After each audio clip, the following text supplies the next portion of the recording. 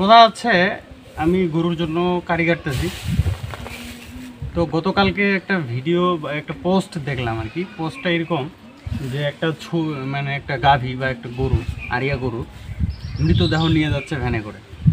তো এখন কথা হচ্ছে কিছু অসাধু ব্যবসায়ী রয়েছে বা খামারি রয়েছে যারা অল্প সময়ের মধ্যে বেশি বেনিফিট পাওয়ার জন্য তারা কি করে হচ্ছে গরুকে ব্রয়লারের যে ফিডগুলো খাওয়ানো হয় সেগুলো খাওয়াচ্ছে, এবং দিন শেষে দেখা যাচ্ছে যে 1-1.5-2 মাসের মধ্যেই গরুটা অনেক তরতাজা হয়ে যাচ্ছে। এটা আমাদের কাছে মনে হচ্ছে, কিন্তু গরুর জন্য ওই খাদ্যটা আসলে কতটা উপযোগী বা সে কতটা ওই খাদ্যটা ডাইজেস্ট করতে পারতেছে, এই বিষয়টা আমাদেরকে লক্ষ্য রাখতে হবে। কারণ একটা খাবার আমরা যখন কাউকে দিব, মানে কোনো গাভীকে বা কোনো গরুকে দিব, সে ওটা হচ্ছে কতটুকু হজম করতে পারতেছে এই বিষয়টার উপর নির্ভর করবে।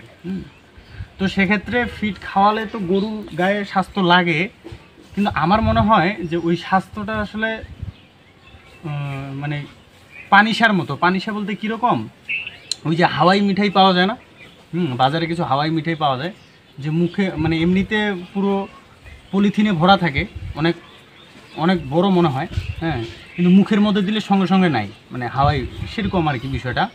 যখন আমরা ওই ধরনের ফিডগুলো খাওয়াই গরুকে, তখন সে হচ্ছে কি হয়, তরতাজা মনে হয় বাহির থেকে, কিন্তু ভিতর থেকে আসলে সে খোকলা হয়ে যায়। তো কি হয়েছে সেই রিপোর্টে, মানে সেই গরুটা যে মারা গিয়েছে, মারা যাওয়ার পরে ডক্টর নাকি তার রিপোর্ট করছে যে আসলে মারার কারণটা কি। তখন দেখা যায় যে তার হচ্ছে লিভারে হচ্ছে পানি জমছে, হ্যাঁ, এবং মানে যাদের কিডনি রয়েছে সেগুলো হচ্ছে ড্যামেজ হয়ে গেছে। তো বিষয়টা হচ্ছে মেইন কারণটাই হচ্ছে এই যে খাদ্যগুলো হাই প্রোটিনযুক্ত, যা হচ্ছে গরু ডাইজেস্ট করতে পারে না। এবং দেখা যায় যে চামড়ার মধ্যে আমরা যদি দেখি, এই যে চামড়া এবং মাংসের ভিতরে যদি জল জল জল চলে আসে। তো যাই হোক, আমি এটা বলবো যে আসলে আমরা যারা খামারি রয়েছি বা খামার নিয়ে কাজ করতেছি, আসলে অতিরঞ্জিত বা খুব একটা লাভের আশায় গরুকে এই ধরনের খাবার দেওয়া থেকে আমরা বিরত থাকব। এছাড়াও অনেক ধরনের খাবার রয়েছে যেগুলোর মাধ্যমে আমরা গরুকে মোটা তাজাকরণ করতে পারি।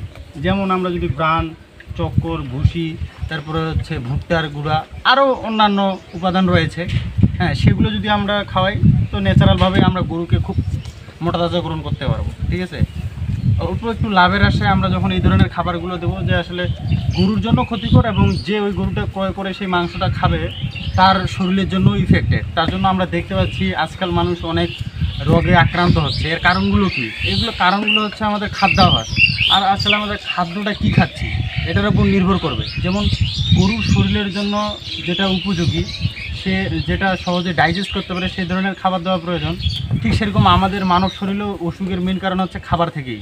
মূলত যে খাবারগুলো হচ্ছে কেমিক্যালযুক্ত বা এই যে এরকম ফিডযুক্ত খাবার আমরা খাচ্ছি, তখন হচ্ছে কি হবে, আমাদের শরীরে সেগুলো রিফ্লেক্ট হবে এবং পরে অসুখ বিসুখের সৃষ্টি হয়ে যাবে।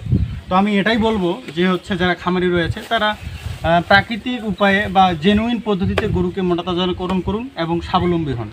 অর্থাৎ একটু বেনিফিটের আশায় গরুকে এই ধরনের খাবার দিবেন না যা তাদের জীবনের মূল্য দিতে হয়। অর্থাৎ আমরা দেখতে পাচ্ছি গরুটা হচ্ছে মারা গিয়েছে এবং অনেক সুন্দর একটা গরু।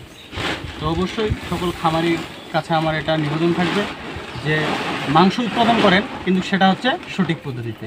সবাই ভালো থাকবেন, সুস্থ থাকবেন। আমার এই চ্যানেলে নতুন হলে অবশ্যই সাবস্ক্রাইব করুন। ধন্যবাদ।